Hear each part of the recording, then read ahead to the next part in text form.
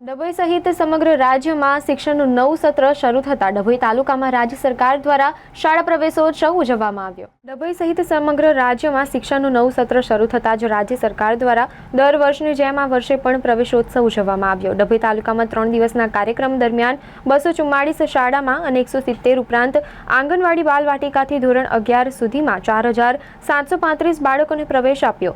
બાળકો હસતા હસતા શાળાએ જાય અને તેમને પ્રોત્સાહન મળે તે માટે વિવિધ અધિકારીઓએ પણ વાલીઓ અને બાળકોને પ્રોત્સાહિત કરવા કાર્યક્રમમાં હાજર રહ્યા હતા। ડભોઈ તાલુકાના લિંગસ્થળી ગામે ધારાસભ્ય શૈલેષભાઈ મહેતાની ઉપસ્થિતિમાં 93 લાખના ખર્ચે નવનિર્માણ શાળાનું લોકાર્પણ કરવામાં આવ્યું અને બાળકોને પ્રવેશ આપ્યો। આજે ત્રીજા દિવસે ડભોઈના ધારાસભ્ય શૈલેષભાઈ મહેતા દ્વારા લિંગસ્થળી ગામે પ્રાથમિક શાળા ખાતે નવીન બિલ્ડિંગ રૂપિયા 93 લાખના ખર્ચે તૈયાર થયું હોય જેનું રિબિન કાપી લોકાર્પણ કર્યા બાદ શાળા પ્રવેશોત્સવમાં ઉપસ્થિત રહી બાળકોને અભ્યાસના સાધનોનું વિતરણ કર્યું હતું। આ પ્રસંગે બીઆરસી ભારત દરજી સહિત ગામના આગેવાનો ઉપસ્થિત રહ્યા હતા। તો પ્રવેશોત્સવ માટે દાતાઓ દ્વારા અભ્યાસની વસ્તુઓ અને રોકડ સહિત રૂપિયા 11,65,000નું દાન કરવામાં આવ્યું હતું।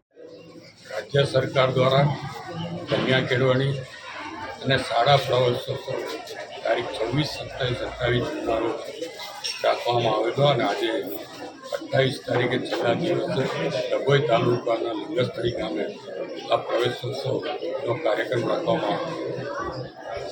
ગામમાં 2000ની વસ્તી છે, 180 જેટલા વિદ્યાર્થીઓ આ શાળામાં ભણે છે। ગયા વર્ષે 20 બાળકોએ પ્રવેશ લીધો હતો, ત્યારે પણ 11 જેટલા બાળકોએ નવો પ્રવેશ લીધો। હું તમામને શુભેચ્છા આપું છું, અભિનંદન આપું છું।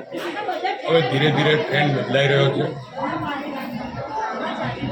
ખાનગી શાળાઓમાંથી સરકારી શાળાઓ તરફ વાલીઓ પણ આકર્ષાઈ રહ્યા છે અને પોતાના બાળકોને સરકારી શાળાઓમાં અભ્યાસ માટે મૂકી રહ્યા છે। શાળાના શૈક્ષણિક સંકુલો પણ આધુનિક બનાવવામાં આવે છે અને આજે લિંગસ્થળીમાં નવા શૈક્ષણિક સંકુલનું પણ ઉદ્ઘાટન કરવામાં આવ્યું છે।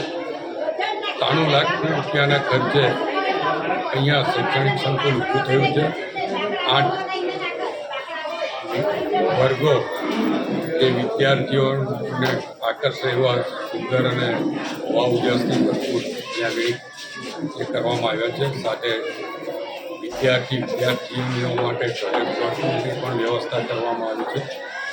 વિદ્યાર્થીઓ રમી શકે એટલે રમતગમતના ગ્રાઉન્ડની જગ્યા પણ અહીંયા છોડવામાં આવી છે અને શિક્ષકો પણ અહીંયા સારી રીતે શિક્ષણ આપી રહ્યા છે। ગામના લોકોને પણ એમનાથી સંતોષ છે। ગામના લોકોના સાથ સહકારથી આ પ્રવેશોત્સવ ઉજવવામાં આવ્યો છે। ત્યારે હું આપના મારફત પણ તમામ જે વાલીઓ છે એમને વિનંતી કરું છે કે પોતાના બાળકને ભણવા તરફ આકર્ષે। સરકાર તરફથી આ વખતે 33,000 કરોડ કરતાં વધારેનું બજેટ ગુજરાતમાં શિક્ષણ પાછળ ફાળવવામાં આવ્યું છે। શૈક્ષણિક સંકુલો પણ આધુનિક બની રહ્યા છે, બાલવાડીઓ પણ આધુનિક બની રહી છે અને વિદ્યાર્થીઓને જે શિક્ષણ આપવામાં આવે છે એમાં પણ બદલાવ આવ્યો છે।